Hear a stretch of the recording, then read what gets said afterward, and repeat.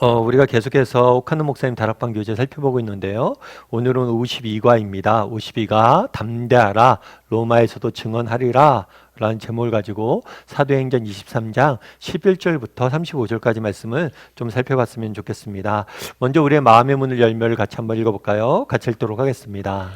예루살렘에 수감된 바울의 신변이 위태로워지자 천부장은 그를 좀 더 안전한 가이사랴로 압송하게 된다. 우리는 바울을 죄인의 몸이 되게 하신 하나님의 심오한 뜻을 알 수 없다. 하지만 일련의 사건들을 통해 그의 신변상의 안전만을 책임지고 지키시는 하나님의 선하신 손길을 보게 된다. 네, 우리 지난 시간에 뭘 배웠죠? 지난 시간에 우리가 재판을 배웠어요. 바울이 사내들인 공회에서 재판받는 모습들을 배웠습니다. 그런데 이 재판받는 과정에서 바울이 지혜롭게 풀려나게 되죠. 그런데 바울이 풀려난 다음에 유대인들은 가만히 있지 않았어요. 바울에 대한 앙심을 품고 있던 유대인이 계속해서 바울을 위협하고 바울을 죽이려는 음모를 꾸미는 모습을 우리는 보게 됩니다. 그런데 오늘 보면 어떤 내용이냐면 이렇게 바울을 죽이려고 음모를 꾸미는데 하나님께서 바울을 그 음모로부터 지켜내시고 인도하는 모습들을 배우게 돼요. 그래서 오늘 본문에서는 무엇을 배우게 되냐면 하나님의 선하신 손길, 바울을 인도하시는 선하신 손길에 대해서 배우게 되는 거죠. 그렇다면 왜 우리는 이것을 배워야 될까요? 오늘 본문을 왜 배워야 될까요? 그날의 바울을 인도하셨던 하나님이 오늘 또 우리를 뭘 한다는 거예요? 인도하신다는 거죠. 그날 역사하셨던 하나님께서 오늘 우리에게 동일하게 역사하신다는 거예요. 그래서 오늘 본문을 통해서 바울을 어떻게 하나님께서 인도하시고 지키시고 보호하셨는지 우리가 함께 나눠봤으면 좋겠고요. 또 그 하나님께서 우리를 동일하게 지키고 인도하신 것들을 맛볼 수 있는 그런 시간이 되었으면 좋겠습니다. 우리 1번 문제 같이 한번 읽어볼까요? 같이 읽도록 하겠습니다. 주님은 밤에 바울을 찾아오셔서 무엇이라고 말씀하셨는가? 11절도 같이 한번 읽어볼까요? 같이 읽도록 하겠습니다. 그날 밤에 주께서 바울 곁에 서서 이르시되 담대하라. 내가 예루살렘에서 나의 일을 증언한 것 같이 로마에서도 증언하여라 하리라 하시니라. 그날 밤이라고 되어 있는데 이 그날은 뭐냐면 재판을 받았던 날이에요. 바울이 재판을 받고 돌아온 밤에 바울이 하나님께서 주께서 예수님께서 바울에게 나타나셨죠. 그렇다면 예수님께서 왜 바울에게 나타났을까요? 아마 이날 나타나신 이유는 뭐라고 생각을 하세요? 아마 바울을 위로하고 격려하기 위해서 나타나신 것이 아닐까 싶습니다. 바울이 계속해서 고난받고 어려움에 처하죠. 재판도 당하고 유대인들이 막 죽이려고 소동도 일어나고 여러 가지 환난 중에 있었는데 그 환난 중에 있는 바울을 위로하고 격려하기 위해서 나타난 게 아닌가 싶어요. 그러면 바울에게 나타나셔서 어떻게 위로하고 격려하셨는지 좀 이번 문제를 통해 좀 더 자세히 살펴봤으면 좋겠습니다. 우리 이번 문제 같이 읽어볼까요? 주님이 하신 말씀은 두 가지 점에서 바울에게 큰 위안과 힘이 되었을 것이다. 우선은 바울이 현재 당하고 있는 고난에 대한 주님의 답변이 되었기 때문이고 또한 그의 장래를 보장하는 주님의 약속이 되었기 때문이다. 11절을 가지고 이 사실을 설명하라. 11절을 다시 보면 이렇게 되는 거죠. 이르시되 담대하라. 내가 예루살렘에서 나의 일을 증언한 것 같이 로마에서도 증언하리라 하리라. 이렇게 말씀하셨어요. 그런데 이것이 바울의 큰 힘이 되었을 것이라는 거죠. 그럼 어떤 면에서 그랬냐 하면서 문제에서 뭐라고 이야기해요? 현재와 미래의 측면 설명해봐라. 현재의 측면은 바로 앞부분이 아닐까 싶어요. 예루살렘에서 나의 일을 증언한 것 같이 지금 현재 바울이 고난을 당하고 있잖아요. 고난을 당하고 있고 핍박을 당하고 있습니다. 그렇다면 왜 고난과 핍박을 당하고 있냐는 거예요. 이런 어려움들이 있는 이유가 뭐냐는 거죠. 그것에 대해서 예수님께서 뭐라고 그래요? 나의 일을 증언하기 위해서 그랬다. 그래서 여기서 알 수 있는 건 뭐예요? 내가 안다는 거예요. 뭘 알아요? 네가 왜 이렇게 고난당하고 어려움이 있는지 안다는 거예요. 네가 고난당하고 이런 어려움이 있는 것은 나를 위해서, 정말 선한 일을 위해서, 정말 너가 하나님은 나를 위해서 이렇게 수고하는구나. 그것을 내가 안다 라고 말씀하신 거죠. 이 말을 들은 바울의 심령은 어떻을까요? 여러분은 어떨 것 같으세요? 정말 우리가 살다 보면 이렇게 힘들고 어려운 날들이 있잖아요. 지치는 날들이 있잖아요. 그래서 하나님께 찾아와서 승원아, 내가 안다. 네가 얼마나 열심히 살려고 했는지, 네가 얼마나 노력했는지, 네가 얼마나 믿음을 가지고 지키려고 했는지 내가 안다. 이렇게 하나님께 나타나는 말씀해 보신다고 생각해 보세요. 얼마나 큰 힘이 될까요? 하나님, 당신 아셨군요. 내 마음을, 내 심정을. 그래서 그날에 내가 안다 라고 말씀하신 거예요, 사실은. 이 안다는 말이 얼마나 큰 힘을 줬을까. 그래서 그날에 현재 당하고 있는 고난에 대해서 뭐예요? 네가 선한 일을 위해서, 선한 목적을 위해서 수고하고 애쓰는 것을 내가 안다 라고 주님은 말씀하셨고, 그로 인해서 바울이 위로를 받았을 것 같아요. 그리고 또한 미래에서 뭐라고 그랬어요? 앞으로 로마에서도 증언할 것이다. 미래에 대한 일이죠. 그러니까 지금 바울이 어떤 상황이에요? 바울이 막 유대인들이 자기를 죽이려고 그래요. 그런데 예수님께서 나타나서 뭐라고 얘기한 거예요? 아니라는 거예요. 너는 어디서도 로마에서도 증언할 것이다. 이 말은 결국엔 무엇을 의미해요? 보호, 약속을 의미하는 거죠. 그러니까 로마에서 증언하기 위해서는 지금 예루살렘에서 내가 목숨을 구해야 돼, 말아야 돼요? 여기서 죽으면 안 되겠죠. 여기서 죽고 끝나면 어떻게 로마에서 전합니까? 너 로마에서 전하게 될 거야. 이 말은 뭐냐면 지금의 어려움이 있지만 이거 이겨낼 거야. 너 로마까지 가야 돼. 라고 말하는 거죠. 그래서 이 말씀을 통해서 뭘 하냐면 미래에 대한 약속을 주신 거예요. 네가 로마에서 복음을 전하게 될 것이다. 이 약속에 뭐가 포함되어 있는 거예요? 현재의 고난과 어려움 속에서 내가 너를 구원할 것이라는 그런 약속까지 포함되어 있는 거죠. 그래서 그날에 예수님께서 바울에게 나타났습니다. 두 가지를 말씀하세요.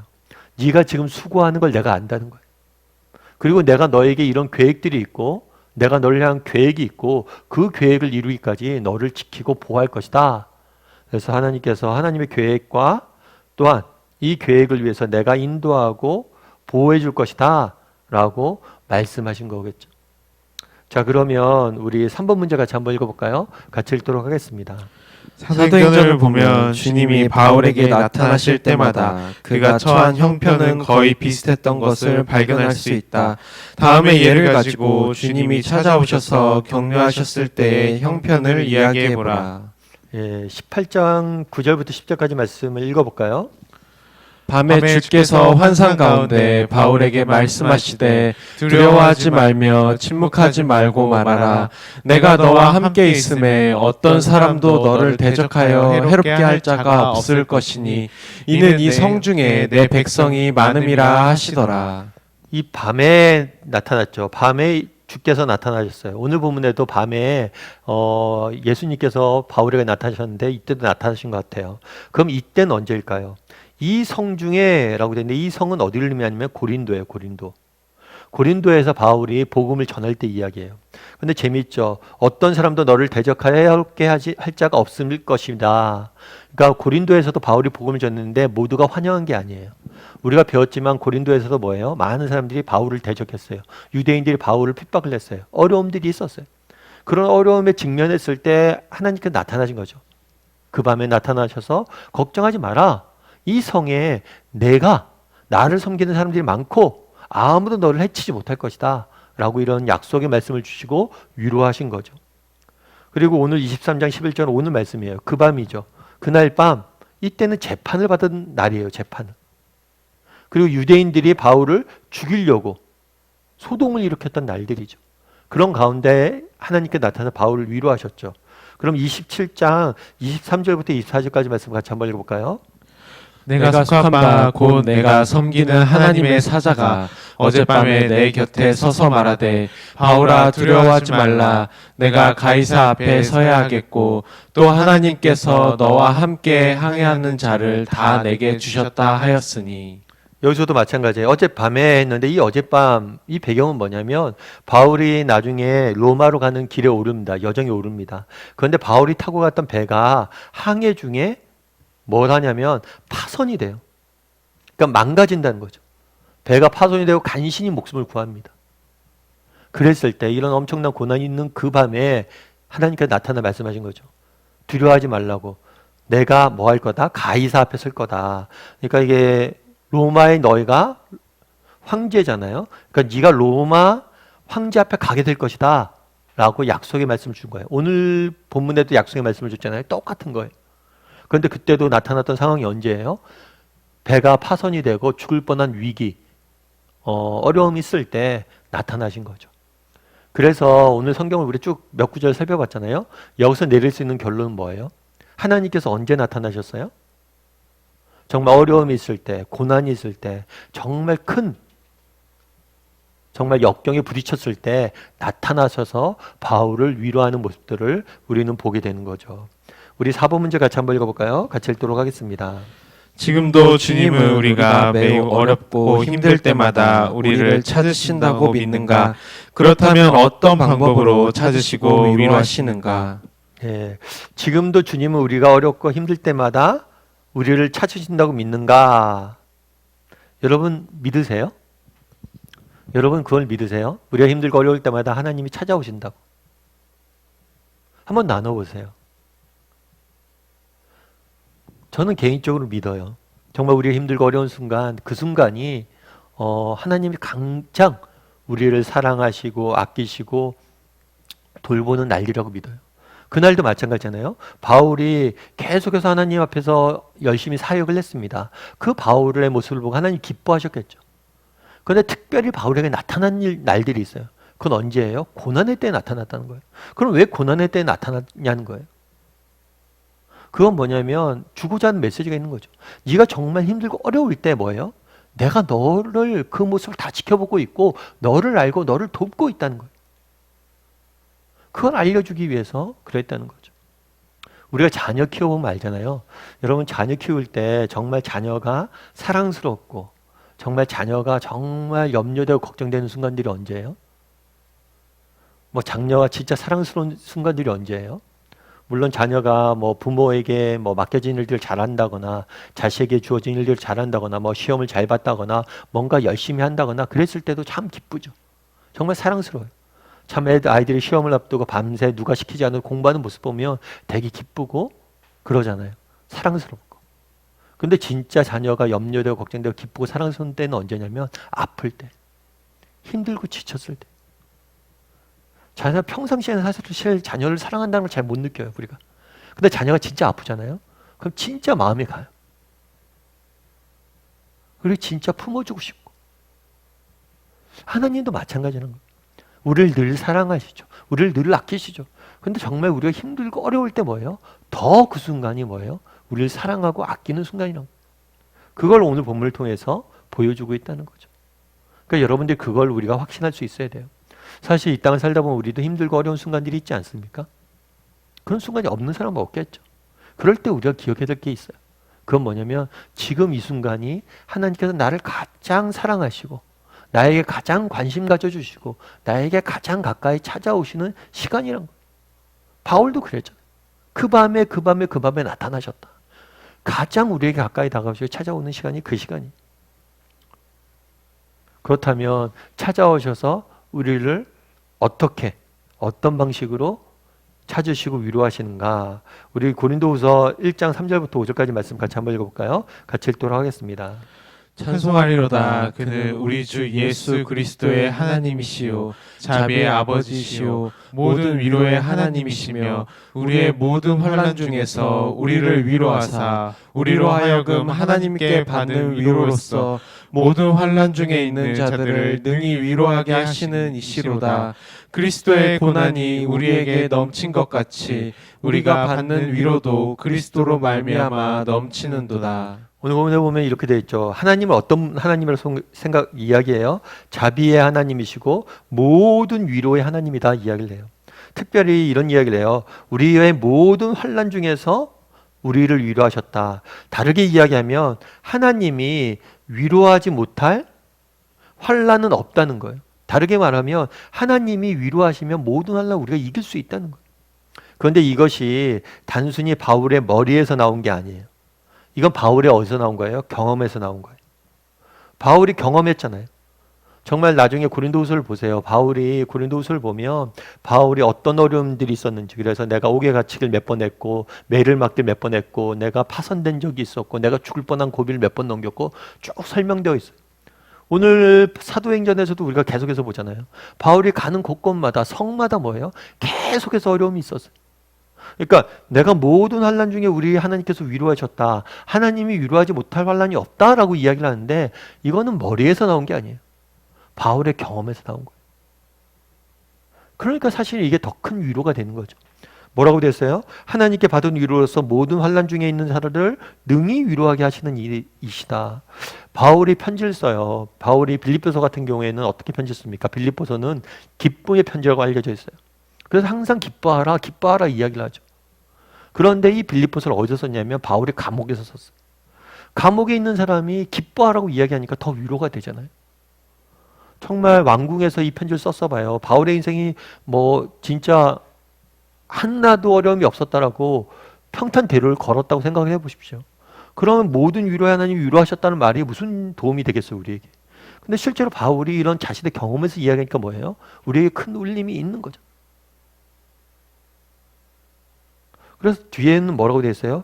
고난이 우리에게 넘친 것 같이 위로도 넘친다. 고난보다 위로가 더 크다는 거예요. 고난이 깊어지는 만큼 위로가 커진다는 거예요. 여러분은 어떠세요? 여러분들 이런 위로를 맛보신 적이 있으세요? 한번 여러분 인생을 한번 돌아보세요. 그런 위로를 맛본 적이 있는가? 그리고 한번 나눠보세요, 여러분. 여러분 정말 이런 위로를 맛본 적이 있고 이런 위로를 통해서 정말 이런 위로를 맛본 적이 있는지 한번 여러분끼리 한번 이야기를 좀 나눠봤으면 좋겠어요. 사실 저도 그런 경험들이 있죠. 저도 제 인생을 돌아보면 하나님께서 제 인생에 깊이 위로하셨고 제게 깊이 관여하셨다. 제 인생을 통해서 일하셨다라고 느껴지는 순간들이 있어요. 그런데 되게 이상한 건 그런 순간들은 다 언제예요? 정말 제 인생에 참 어려움이 있을 때 그럴 때 많이 느꼈던 것 같아요. 뭐 저 같은 경우에도 그렇죠. 제가 이제 종종 말씀드리지만 대학교 들어갈 때 대학교 졸업할 때 IMF가 터졌어요. 그래서 그때는 정말 개인의 능력이 중요하지 않아요. 그냥 안 되는 거예요, 취직이. 뭐 뽑질 않으니까. 회사가 망하는 판에 신입사원을 뽑겠습니까?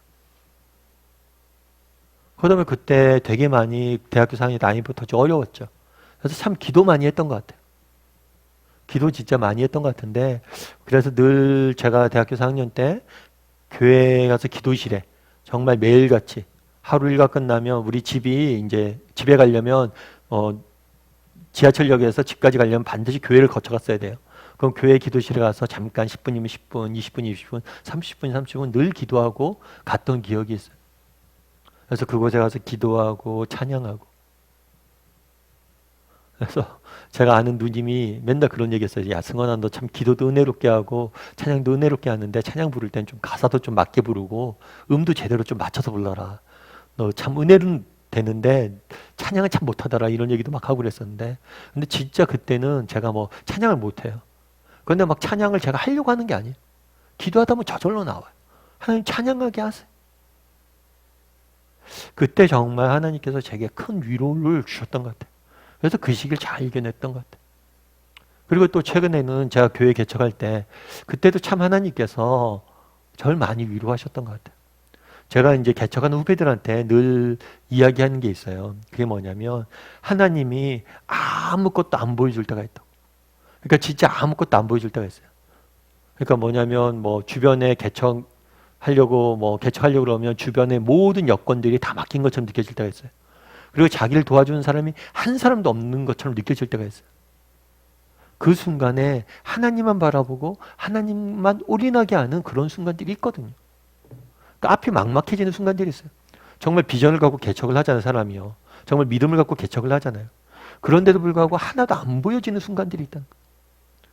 그런데 그때 하나님 앞에 가잖아요. 그럼 하나님 주시는 위로가 있어요. 확신들이 있어요.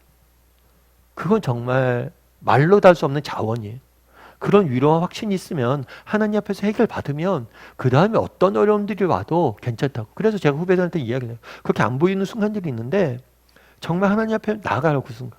그래서 하나님 앞에 확신을 갖게 해달라고. 하나님이 주시는 위로가 있다고. 그럼 그 다음에 목회를 하다 보면 여러 가지 어려움들이 있잖아요. 그게 어려움을 안 느껴져요. 쉽게 이길 수 있다는 거예요. 그래서 그런 위로의 순간들이 있다는 거예요. 여러분들도 한번 인생을 돌아보세요. 인생을 돌아보면서 정말 내 인생에 하나님께서 위로하셨던 순간이 있는가? 그 언제인지 한번 돌아보세요. 위로를 맛본 적이 있는가? 돌아보세요. 그럼 그 순간 언제예요? 항상 정말 환난과 어려운 시기였을 거예요. 그때 분명히 있었을 거예요. 여러분들이 기억을 못해서 그래요. 그러니까 이번 시간에 한번 기억해 보세요. 그리고 나눠보세요.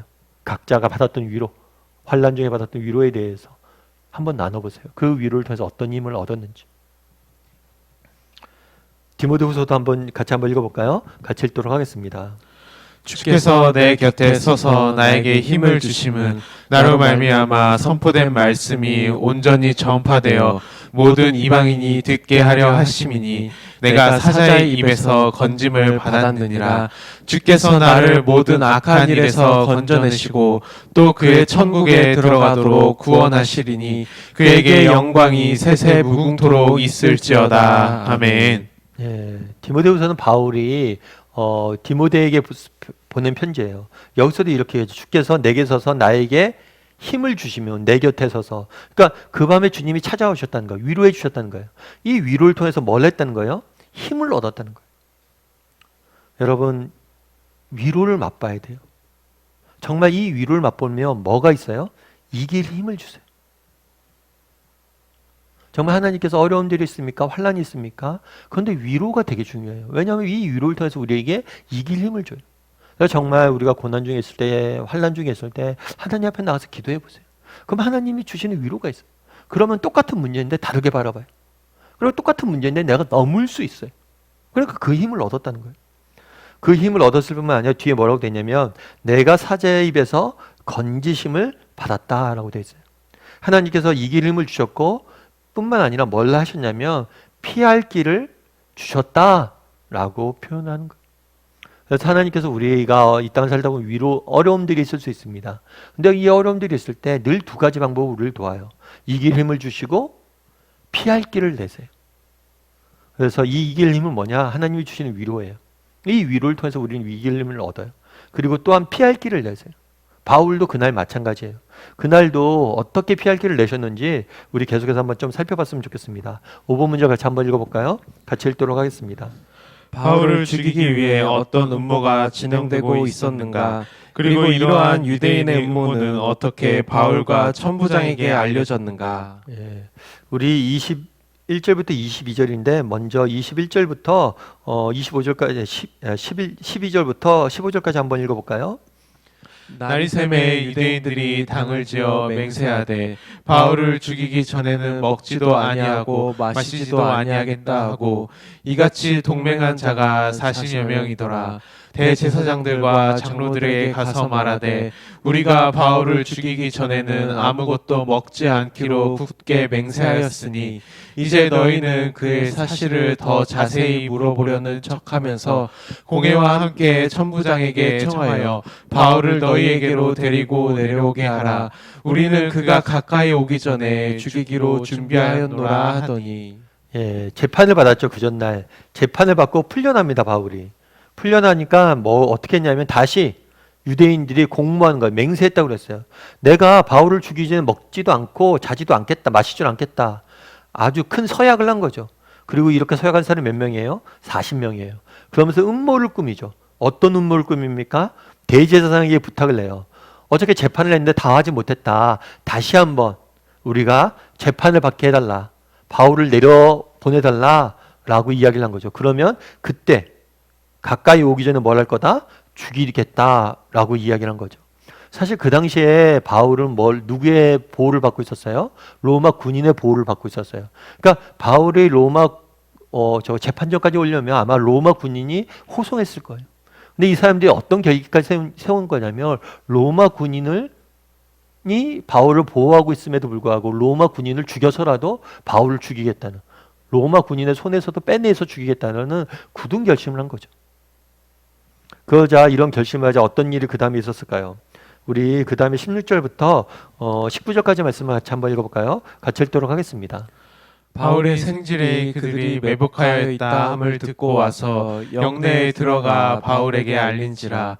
바울이 한 백부장을 청하여 이르되 이 청령을 천부장에게로 인도하라. 그에게 무슨 할 말이 있다 하니 천부장에게로 데리고 가서 이르되 죄수 바울이 나를 불러 이 청년이 당신께 할 말이 있다 하여 데리고 가기를 청하더이다 하매 천부장이 그의 손을 잡고 물러가서 조용히 묻되 내게 할 말이 무엇이냐. 오늘 보려 보면 바울의 생질, 바울의 조카가 그 말을 뭐예요? 들었다라고 이야기해요. 아마 바울은 기독교를 믿었지만 그 가족들은 나머지는 전부 다 유대교에 있었던 것 같아요. 유대교에 머물고 있었던 것 같아요. 그런데 이 조카가 그 이야기를 듣고 들은 것에 머물지 않고 바울에게 뭘 했다고요? 알렸다라고 이야기를 합니다. 참 놀라운 일이죠. 그러자 바울이 뭘 했어요? 자신을 지키고 있는 백부장에게 부탁해서 천부장에게 이 조카를 만나 좀 봐라. 그렇게 부탁을 하게 됩니다. 그래서 조카가 찾아가죠. 그래서 천부장이 이야기하는 거예요. 너 나한테 무슨 얘기를 하려고 그러냐? 그랬더니 어떻게 답했는지 우리 20절부터 22절까지 말씀을 읽어볼까요? 같이 읽도록 하겠습니다. 대답하되 유대인들이 공모하기를 그들이 바울에 대하여 더 자세한 것을 듣기 위함이라 하고 내일 그를 데리고 공회로 내려오기를 당신께 청하자 하였으니 당신은 그들의 청함을 따르지 마옵소서. 그들 중에서 바울을 죽이기 전에는 먹지도 않고 마시지도 않기로 맹세한 자 40여 명이 그를 죽이려고 숨어서 지금 다 준비하고 당신의 허락만 기다리나이다 하니 이에 천부장이 청년을 보내며 경계하되 이 일을 내게 알렸다고 아무에게도 이르지 말라 하고. 예, 이 천부장에게 이야기를 했어요. 유대인들이 바울 죽일 계획을 세운다. 그랬더니 천부장이 뭘 했어요? 이 일을 내게 말했다는 것을 아무에게도 이야기하지 말라. 비밀로 하라는 거죠. 왜요? 바울을 몰래 빼돌리기 위해서 그랬던 것 같아요. 천부장 입장에서는 유대인들의 이러한 요청에 대해서 무시할 수 없잖아요. 그래서 유대인들의 요청에 대해서 무시할 수 없기 때문에 유대인들의 요청을 자기가 무시하지 않으면서도 바울을 지킬 수 있는 방법을 찾기 위해서 몰래 바울을 빼돌리는 모습들을 우리는 이후에 보게 됩니다. 우리 6번 문제 같이 한번 읽어볼까요? 같이 읽겠습니다. 숨막히게 전개되고 있던 일련의 과정을 통해 주님께서 일하고 계심을 보게 된다. 바울의 생지를 사용하시고 천부장의 마음을 움직이신 이가 바로 하나님이기 때문이다. 주님이 자기의 종들을 위기에서 건지실 때 사용하시는 방법은 다양하다. 본문처럼 정보를 사전에 누설시켜서 자연스럽게 구원하시는가 하면 비상한 방법으로 그렇게 하시기도 한다. 어떤 방법을 선택하는지는 전적으로 주님의 뜻에 따라 결정이 된다. 몇 가지 예를 들어보라. 그러니까 오늘 본문에 보면 이렇게 돼 있잖아요. 바울을 유대인들이 죽이려고 그랬어요. 그런데 하나님께서 아주 그것들을 생지를 듣게 하고 생지를 또 바울을 전하게 하고 또 바울이 그러면 이 생지를 천부장을 만나게 하고 천부장이 이야기를 듣고 천부장이 바울을 구해내죠. 그러니까 이 일련의 과정들이 참 신기하게 이루어진다는 거예요. 이걸 위해서 하기 위해서 먼저 바울 이 생지를 들어야 되잖아요. 뿐만 아니라 천부장의 마음이 움직여야 되잖아요. 생지의 말을 믿어야 되고 그리고 믿고 그것들을 움직여야 되잖아요. 그런데 이 모든 것을 뒤에서 하나님께서 일하셨다는 거예요. 그러니까 굉장히 신비롭게 하나님께서 바울을 지금 구원을 해내세요. 피할 길을 내시는 거죠. 그런데 하나님께서는 다양한 방법을 사용하는 거예요. 오늘처럼 이렇게 사람을 통해서 일하기도 하지만 다른 방법으로 일하는 방법들도 많다는 거예요. 그거에 대해서 한번 확인해 보라는 거죠. 그래서 우리 사도행전 5장 17절부터 20절까지 말씀을 같이 한번 읽어볼까요? 같이 읽도록 하겠습니다. 대제사장과 그와 함께 있는 사람 즉 사두개인의 당파가 다 마음에 시기가 가득하여 일어나서 사도들을 잡아다가 옥에 가두었더니 주의 사자가 밤에 옥문을 열고 끌어내어 이르되 가서 성전에 서서 이 생명의 말씀을 다 백성에게 말하라 하매. 예, 사도들이 예루살렘에서 복음을 전합니다. 그러자 누가 대제사장들과 사두개인들이 마음에 안 들었어요. 그래서 사도들을 가둡니다. 가두었는데 누가 나타났어요? 밤에 주의 사자가 천사가 나타나서 옥문을 열고 풀어줘요. 그런 다음에 성전에서 계속해서 이 말씀을 전하라 라고 이야기를 합니다. 이때는 어떻게 구해주신 거예요? 하나님께 천사를 보내서 기적적인 방법으로 구해주신 거죠. 우리 사도행전 5장 33절부터 40절까지 말씀 같이 한번 읽어볼까요? 그들이 듣고 크게 노하여 사도들을 없애고자 할세 바리새인 가말리엘은 율법 교사로 모든 백성에게 존경을 받는 자라. 공회 중에 일어나 명하여 사도들을 잠깐 밖에 나가게 하고 말하되 이스라엘 사람들아 너희가 이 사람들에게 대하여 어떻게 하려는지 조심하라. 이제 내가 너희에게 말하노니 이 사람들을 상관하지 말고 버려두라. 이 사상과 이 소행이 사람으로부터 났으면 무너질 것이요 만일 하나님께로부터 났으면 너희가 그들을 무너뜨릴 수 없겠고 도리어 하나님을 대적하는 자가 될까 하노라 하니 그들이 옳게 여겨 사도들을 불러들여 채찍질하며 예수의 이름으로 말하는 것을 금하고 놓으니. 그래서 사도들이 풀려났잖아요. 풀려나서 성전에서 계속 말씀을 전했어요. 그랬더니만 이걸 보고 유대 지도자들이 크게 노하여 사도들을 죽이려고 합니다. 그런데 신비롭게도 누가 나타나냐면 가말리엘이라는 발리새인이 등장을 해요. 이 사람은 율법 교사로서 굉장히 존경을 받는 사람이에요. 이 사람들이 말리는 거지, 이 사람이. 왜 말리냐면 공회 중에 일어나서 이렇게 얘기하는 거예요. 야, 쟤들이 복음을 전하는데 쟤들의 지도자가 누구냐? 예수님 아니냐? 예수 아니냐? 예수가 지금 죽었잖냐? 지도자가 죽었으니까 저 사람들은 저렇게 며칠 떠들다가 사라질 것이다. 그런데 저게 사람에게서 난 거라면 며칠만 사라질 것이고 정말 사람에서 난 것이 아니라 하나님에게서 난 것이라면 저렇게 사라지지 않고 더 부흥하게 될 것이다. 그럼 정말 저게 하나님에게서 난 것이라면 우리가 그것을 대적하면 안 되지 않냐. 그러니까 가만히 두자. 가만히 두면 저절로 사라질 것이고 인간에게서 난 거면 저절로 사라질 것이고 하나님에게서 난 거라면 부흥하겠지. 그러면 우리가 하나님의 일을 막는 거 아니냐. 가만히 두자는 거예요. 죽이지 말고. 그러니까 이 얘기를 듣고 뭘 했다고 그랬어요? 사도들을 때리고 이제 복음을 전하지 말라고만 하고 내보냈다는 거죠. 그래서 오늘 본문에 보면 그 전날 밤에 뭐 어떻게 구했어요? 천사가 구했어요. 그런데 오늘은 어떻게 구했어요? 가말리엘이라는 이 사람을 통해서 하나님이 또 구원해 내시는 모습들을 보게 된다는 거죠. 그럼 사도행전 12장 3절에서는 뭐라고 이야기하고 있을까요? 유대인들이 이 일을 기뻐하는 것을 보고 베드로도 잡으려 할세 때는 무교절 기간이라 잡음에 옥에 가두어 군인 내식인 네페에게 맡겨 지키고 유대절 후에 백성 앞에 끌어내고자 하더라. 이에 베드로는 옥에 갇혔고 교회는 그를 위하여 간절히 하나님께 기도하더라. 헤롯이 잡아내려고 하는 그 전날 밤에 베드로가 두 군인 틈에서 두 쇠사슬에 매어 누워 자는데 파수꾼들이 문 밖에서 옥을 지키더니 호련히 주의 사자가 나타나매 옥중에 광채가 빛나며 또 베드로의 옆구리를 쳐 깨워 이르되 급히 일어나라 하니 쇠사슬이 그 손에서 벗어지더라. 예, 유대인들이 이 일을 기뻐하는 것을 보고라고 되어 있는데 이 일은 뭐냐면 야고보의 순교예요. 그 당시 로마가 유대인들의 환심을 사기 위해서 야고보를 죽입니다. 사도 중에. 그러니까 이것들을 보고 뭐예요? 기뻐한 걸 보고 야고보를 죽인 다음에 이제는 누구까지 죽이려고? 베드로까지 죽이려고 잡았어요. 그리고 베드로를 이제 내일 처형하려고 하는 거예요. 그런데 그 밤에 어떤 일이 있었어요? 호련히 천사가 나타나서 누굴 구했어요? 베드로를 옆구리를 쳐서 깨워서 급히 일어나서 쇠사슬이 풀어졌으니 내보낸 거예요. 하나님께 천사를 보내서 베드로를 구한 모습들을 보게 돼요. 근데 오늘 본문에서 지난번에 우리가 한번 살펴봤지만 되게 재밌죠. 베드로가 오늘 죽기 전날이에요. 죽기 전날이라서 교회는 그를 위하여 뭐 했어요? 간절히 기도했어요. 그런데 베드로는 잠을 자고 있어요. 심지어 천사가 나타나서 깨울 정도로 잠이 잤어요. 여러분이라면 내일 당장 죽게 됐는데 이렇게 깊은 잠에 들 수 있습니까? 베드로는 어떻게 이렇게 깊은 잠에 들 수 있었을까요? 그만큼 신뢰한 거죠. 정말 하나님께서 죽든지 살든지 하나님께서 책임져 줄 것이다 이런 신뢰가 있으니까 잔 거예요. 참 베드로처럼 잠자는 베드로 참 놀라운 믿음이죠. 그래서 이제 대단한 믿음인 것 같아요. 그래서 오늘 본문에 계속해서 이야기 나는 게 뭐냐면 이 본문을 계속해서 살펴보라고 했던 이유는 뭐냐면 여러분 간단히 짚고만 넘어가세요. 본문 하나하나 너무 살피지 말고 하나님께서 바울이나 사도들 제자들을 살리잖아요. 살리는데 어떻게 해요? 다양한 방법을 살린다는 거예요. 때로는 천사가 나타나서 살리기도 하죠. 때로는 뭐예요? 가말리라는 이상한 사람을 통해서 살리기도 하죠. 때로는 어떻게 살려요? 지금은 로마 군인의 손에 의해서 바울을 보호해요.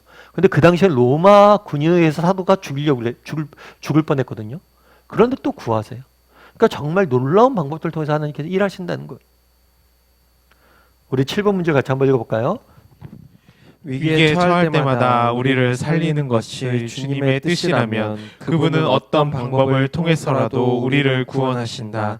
하나님의 자녀가 위기 앞에서 세상 사람처럼 부들부들 떤다면 이는 부끄러운 일이 아닐 수 없다. 하나님의 특별하신 도움을 경험한 적이 있다면 이야기해보라. 예, 하나님의 특별한 뭘요? 도우심을 경험한 적이 있다면 이야기해봐라. 아까 이야기했잖아요. 우리가 환난과 위기에 처할 때가 있어요. 그런데 하나님께서 우리에게 두 가지를 주세요. 뭘 주세요? 위로를 주세요. 그래서 우리에게 이길 힘을 주세요. 아니면 이길 힘을 안 주시면 뭘 주세요? 피할 길을 내세요. 그러니까 우리는 무조건 두 가지 중에 하나예요. 뭐예요? 어떤 어려움이 있을 때 우리에게 이길 힘을 주든가 피할 길을 내시든가. 둘 중에 하나예요. 염려할 필요가 없는 거예요. 그래서 아까는 그걸 살펴봤잖아요. 이런 위로를 맛본 적이 있느냐, 그래서 이길 힘을 얻은 적이 있느냐, 이거에 대해서 한번 나눠보세요. 그 다음에 또 한 가지는 이런 피할 길, 하나님께서 내 인생이 정말 어려움이 있었을 때 나를 구원해내시고 나에게 피할 길을 주셨던 경험들이 있는지 한번 이야기를 나눠보세요. 하나님께서 때로는 사람을 통해서, 또 때로는 뭘 통해서? 환경을 통해서, 때로는 뭘 통해서? 직접적인 방법으로, 직접적인 하나님의 개입으로 우리의 삶의 문제를, 위기로부터 우리를 구원해 주시는 기합니다. 이렇게 다양해요. 이 다양한 것에 대해서 한번 이야기를 나눠보라는 거죠. 제가 예전에 한번 말씀드렸던 것 같은데, 아는 집사님 한 분 계세요. 그 집사님이 이제 직장 내에서 늘 기도하셨던 게 있죠. 뭐가 있었냐면, 우리 직장에도 신우회를 만들었으면 좋겠다. 그래갖고 정말 예술 잘 믿는 사원이 우리 회사에 들어왔으면 좋겠다라고 이렇게 기도하고 있었대요. 근데 이제 그날 그 해에 이제 신입사원을 뽑는데 이렇게 쭉 아무래도 그런 기도를 평소에 하셨으니까 종교란을 이렇게 보게 됐더래요. 근데 기독교라고 적은 사람이 한 명밖에 없더래요. 그래서 얘를 뽑았으면 좋겠다 이런 생각이 들었대요. 그런데 객관적인 조건이나 환경을 보면 조금 이 친구가 좀 딸렸대요. 그래도 이 친구가 됐으면 좋겠다 해서 이제 최종 인사결정자는 아니니까 최종 인사결정자한테 올릴 때 그 친구를 맨 앞에 넣어서 이 친구가 됐으면 좋겠습니다 하고 올려보냈다고 그러더라고요. 그런데 감사하게 또 그런데 딴 친구들은 그 친구보다 뭐 능력이나 이런 면에서 뛰어난 친구들이 많았대요. 근데 감사하게도 그 친구가 최종적으로 결정이 됐대요. 그러니까 사실은 보면 그 친구 입장에서 뭐예요? 그러니까 그 집사님이 그 친구한테 얘기는 안 하셨어요. 근데 그 친구 입장에서 뭐예요? 최종적으로 자기가 된 게 종교란에 기독교라고 적었기 때문에 된 거예요, 사실. 그게 아니었으면 서류 자체도 안 올라갔을 수도 있었겠죠. 그러니까 우리는 알지 못하지만 하나님께서 정말 우리가 알지 못하는 방법으로 우리 삶 가운데 일하시는 적이 많다는 거예요. 그런 환경 가운데 일하셨다는 거예요. 그래서 나중에 우리는 지금은 다 모를 수 있어요. 그런데 나중에 정말 천국에 가면 우리는 알게 될 거예요. 천국에 가서 제일 처음에 하게 되는 말이 할 거예요. 하나님께 저 때 저런 방식으로 저렇게 나를 구원하시고 인도하시고 지키셨구나. 정말 이런 것들을 우리가 실제로 느껴지는 날들도 있고 뭐예요? 못 느껴지는 날들도 있죠. 여러분 한번 돌아와 보세요. 나의 인생을 정말 깊이 돌아봤을 때 하나님께서 내 인생을 이렇게 구원하셨던 날들이 있었는지, 피할 길 내셨던 일이 있었는지.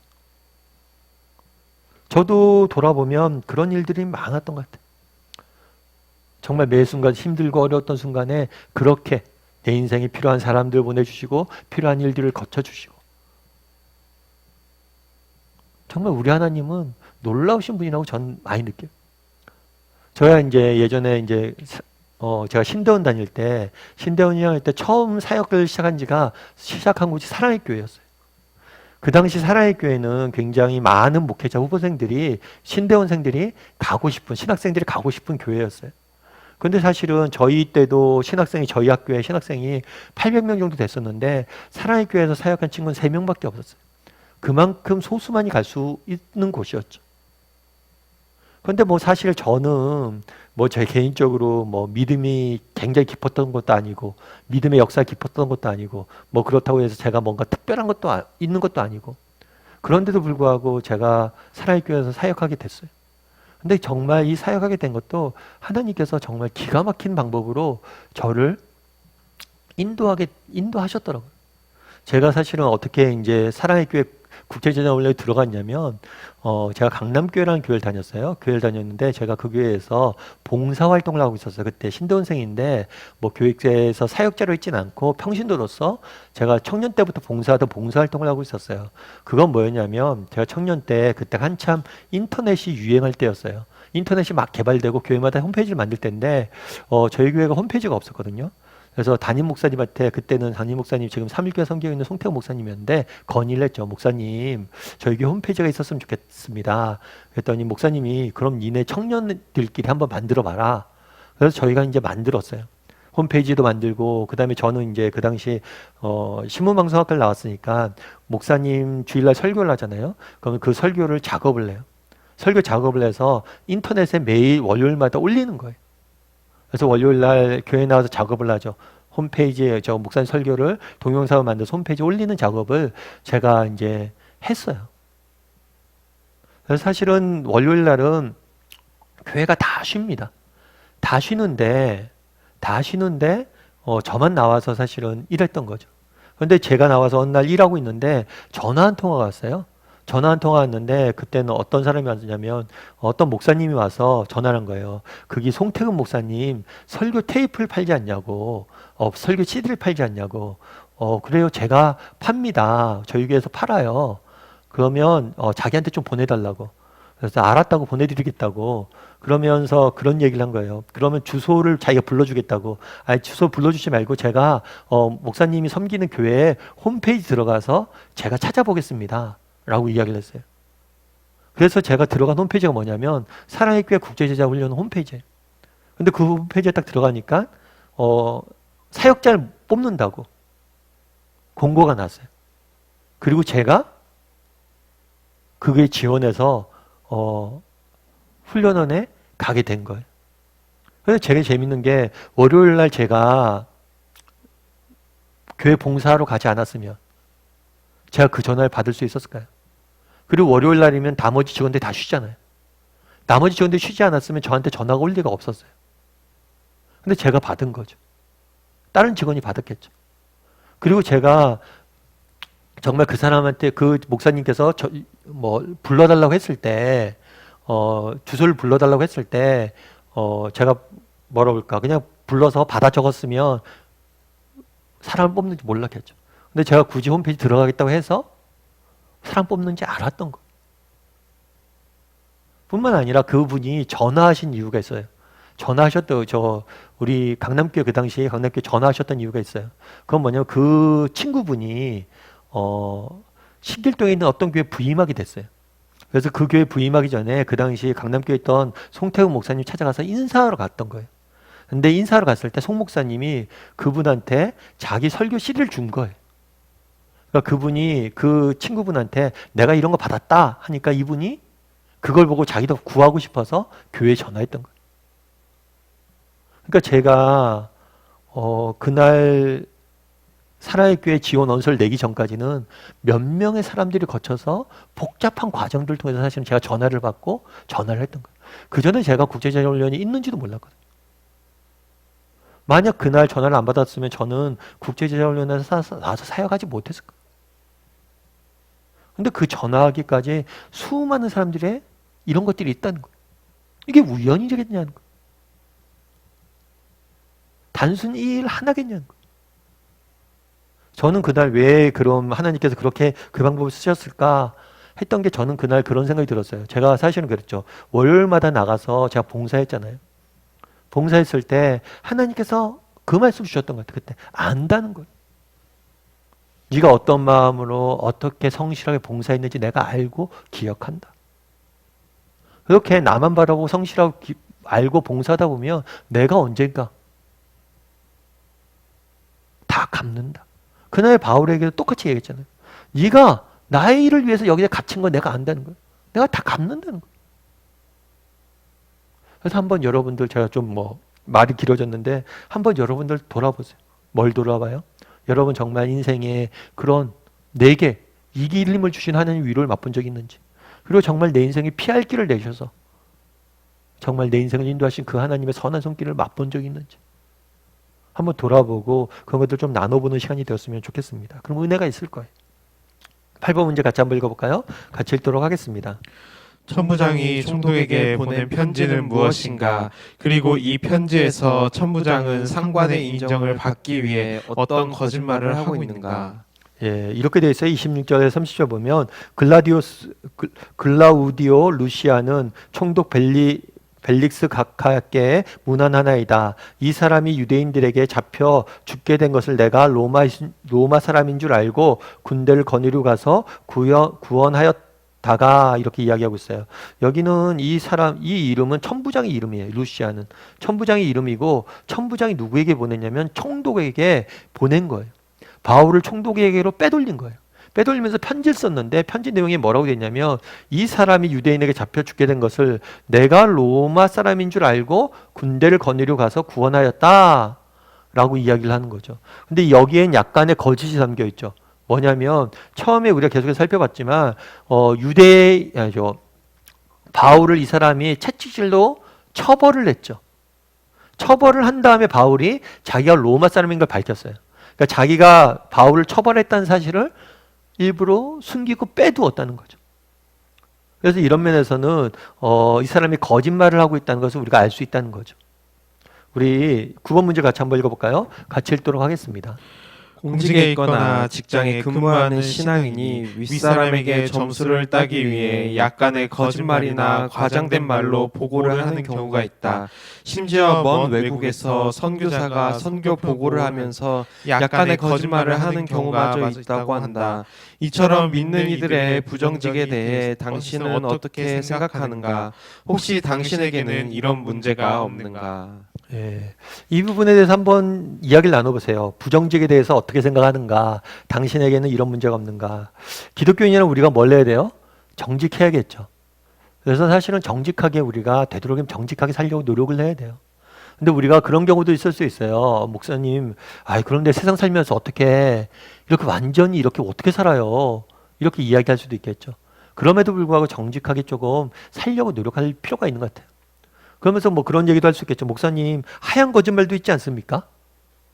그런 것도 있을 수 있겠죠. 부득이하게. 제가 이제 예전에 이제 책에서 그런 걸 한번 봤어요. 뭘 봤냐면, 유대인, 그러니까 2차 세계대전 당시에요. 당시에 폴란드에 있던 어떤 사람인데, 폴란드에서 유대인을 숨겨주고 있었어요. 그런데 누가 찾아왔냐면, 나치가 찾아왔어요. 독일 군인이. 그래서 물은 거죠. 막 수색을 하면서 이 집에 너희들 유대인들 숨겨두지 않았냐고. 그랬을 때 이 폴란드 사람이 뭘 하냐면 책상을 꽝 치면서 여기엔 유대인이 없어? 딱 이야기를 했대요. 왜 책상을 치면서 얘기했을까요? 강한 자기의 표현을 했을까요? 사실은 유대인을 숨겨뒀어요. 숨겨뒀는데 여기하고 딱 쳤잖아요, 책상을. 그러니까 책상 밑에는 없다는 거예요. 다른 곳에 숨겨둔 거죠. 그러면서 이 얘기를 적어놨던 이유는 뭐냐면, 정말 거짓말을 할 수밖에 없는 상황이잖아요. 그럼에도 불구하고 최대한 거짓말을 안 하려고 노력했다는 거죠. 내가 이 사람을, 유대인을 살리기 위해서 거짓말을 해야 돼요. 그런데 최대한 거짓말 안 하려고 일부러 이곳엔 없어 라고 하면서 착자를 치면서 책상 밑에 없다고 이야기했다고, 자기는 그렇게 이야기한 거죠. 그러니까 그게 눈 가리고 아웅이지 이렇게 이야기할 수도 있지만, 중요한 건 뭐냐면 그런 마음이 있어야 된다는 거예요. 사실 세상 속에 살면서 우리가 완전히 모든 일에 정직하고 정말 완전히 순결하게 살 수는 없을지 몰라요. 그럼에도 불구하고 뭘 해야 돼요? 정직하게 살려고 노력해야 된다는 거예요. 그래서 이런 얘기를 좀 나눠보시면 좋을 것 같고요. 삶의 열매가 얻으면 같이 한번 읽어볼까요? 같이 읽도록 하겠습니다. 바울은 헤롯 궁에 수감된다. 주님은 자신이 가장 사랑하는 종을 편안한 집에서 쉬게 하지 않으시고 이 감옥에서 저 감옥으로 옮기고 계신다. 의인이 받는 고난의 신비를 다시 한번 보게 된다.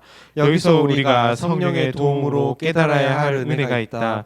이 헤롯 궁에 수감되어 조용히 기도하고 있는 바울을 마음에 그려보라. 당신은 무엇을 느끼는가? 예.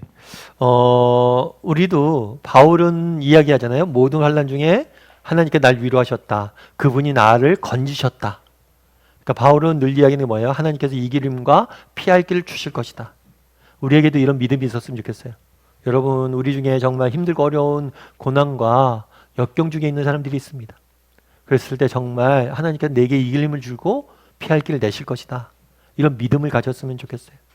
그래서 이 시간 마무리하면서 우리에게 이런 이길 힘과 피할 길을 내게 해달라고 함께 기도했으면 좋겠어요. 그리고 혹시라도 다락방 순원끼리 기도 제목이 있고 삶에 문제가 있으면 나누고 함께 그 문제를 해서 우리를 구원해 달라고 기도하는 시간이 되었으면 좋겠습니다.